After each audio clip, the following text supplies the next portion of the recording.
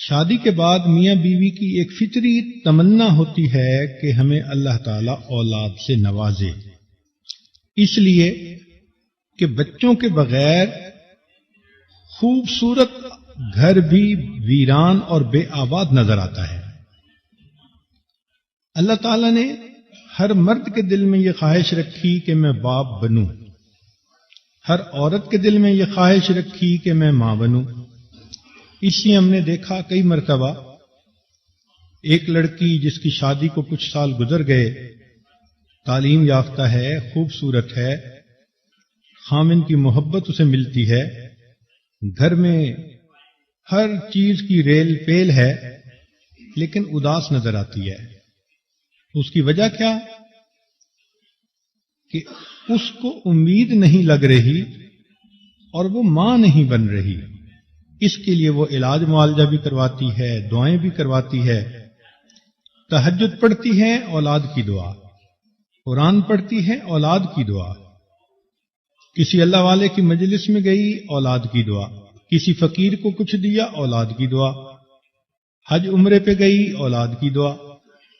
اب اس نوجوان بچی کو پتا ہے کہ اگر اولاد کا سلسلہ شروع ہوا تو 9 مہینے تو مجھے بالکل بیمار بندے کسی کیفیت میں رہنا پڑے گا، نہ کھانا اچھا لگے گا اور ہر وقت ابکائی آئے گی اور جسم کے اندر عجیب سی حالت کیفیت ہوگی، اور اس کے بعد جب بچے کی ولادت کا وقت ہوگا تو عورت کے لیے تو زندگی اور موت کا معاملہ ہوتا ہے۔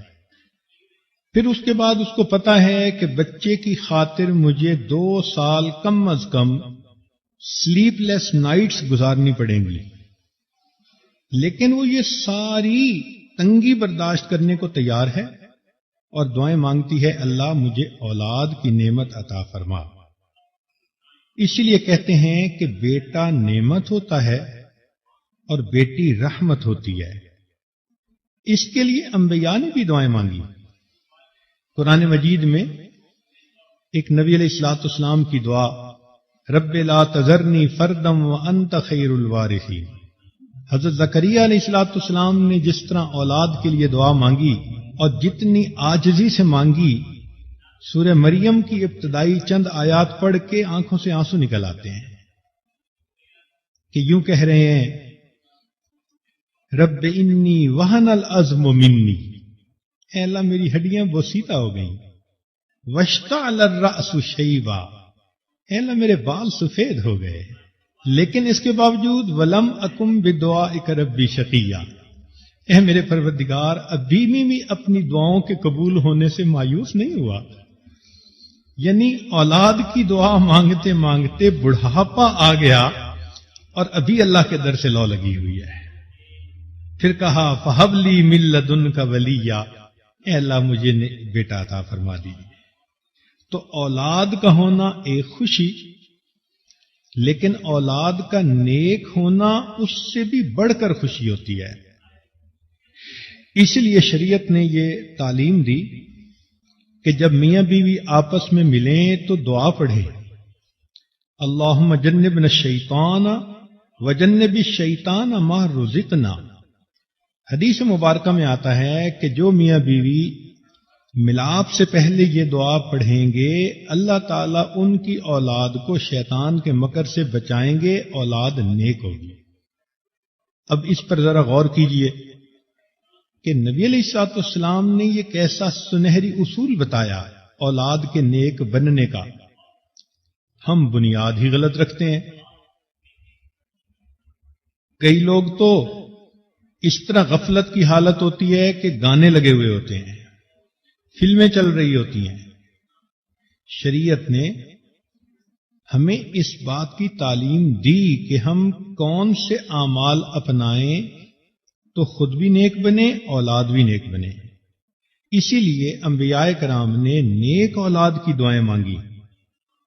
ایک نبی علیہ السلام نے دعا مانگی، رب ہب لی من الصالحین۔ ایک جگہ فرمایا ہب لی من لدنک ذریۃ طیبہ۔ تو معلوم ہوا کہ ان مقدس ہستیوں نے بھی اللہ سے ایسی اولاد مانگی جو نیک ہو. سیدنا ابراہیم علیہ الصلوۃ والسلام کی بہت ساری دعائیں قرآن مجید میں منقول ہیں. ایک جگہ فرماتے ہیں ربنا وجعلنا مسلمین لک ومن ذریتنا امۃ مسلمۃ لک. تو دیکھیے اپنی اولاد کی بھی نیکی کی دعا مانگ رہے ہیں. ایک جگہ فرماتے ہیں وجنبنی وبنی ان نعبد الاصنام.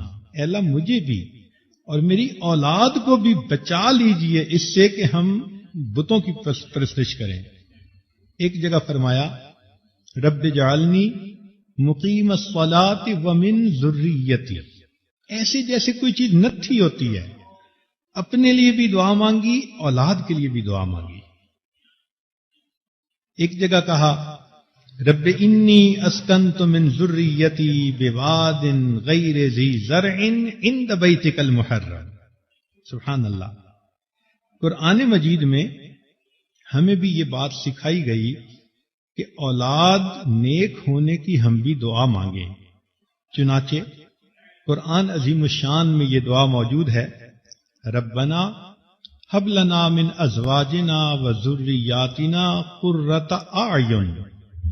اے اللہ ہماری بیویوں اور اولادوں میں سے ایسا بنا جو ہماری آنکھوں کی ٹھنڈک بنے. وجعلنا للمتقین اماما. اور اللہ ہمیں متقیوں کا امام بنا دیجیے. تو بہرحال اولاد کی تمنا ایک فطری خواہش ہے ہر انسان کے دل کی. اولاد دنیا کی زینت ہوتی ہے. اس لیے فرمایا المال والبنون زینت الحیات الدنیا. اور انسان کے دل میں اس کی رغبت ہوتی ہے. فرمایا زین للناس حب الشہوات من النساء والبنین. ایک جگہ فرمایا وَاعْلَمُوا أَنَّمَا الْحَيَاةُ الدُّنْيَا لَعِبٌ وَلَهْوٌ وَزِينَةٌ وَتَفَاخُرٌ بَيْنَكُمْ وَالتَّكَاثُرٌ فِي الْأَمْوَالِ وَالْأَوْلَادِ. اور اگر اولاد نیک ہو تو دنیا کی زینت کے ساتھ ساتھ آخرت کا بھی ذخیرہ بنتی ہے. چنانچہ بخاری شریف کی روایت ہے آدمی جب فوت ہو جاتا ہے انقطع عملہ الا ثلاث. اس کے اعمال منقطع ہو جاتے ہیں سوائے 3 کے, اور ان میں سے ایک ہے ولد صالح. اگر اس نے اپنے پیچھے نیک اولاد چھوڑی تو یہ نیک اولاد اپنے ماں باپ کے لیے صدقہ جاریہ بن جاتی ہے. امام غزالی رحمۃ اللہ علیہ لکھتے ہیں کہ جب مومن کو اللہ تعالیٰ اولاد عطا فرماتے ہیں اور وہ ان کو نیکی کے راستے پر لاتا ہے, تعلیم و تربیت کا خیال کرتا ہے اور وہ کلمہ گو بنتے ہیں, نیک بنتے ہیں, تو اولاد کے ہر سانس پر ماں باپ کے نام اعمال میں اللہ ایک نیکی لکھا کرتے ہیں. یہ اولاد نیک بن جائے یہ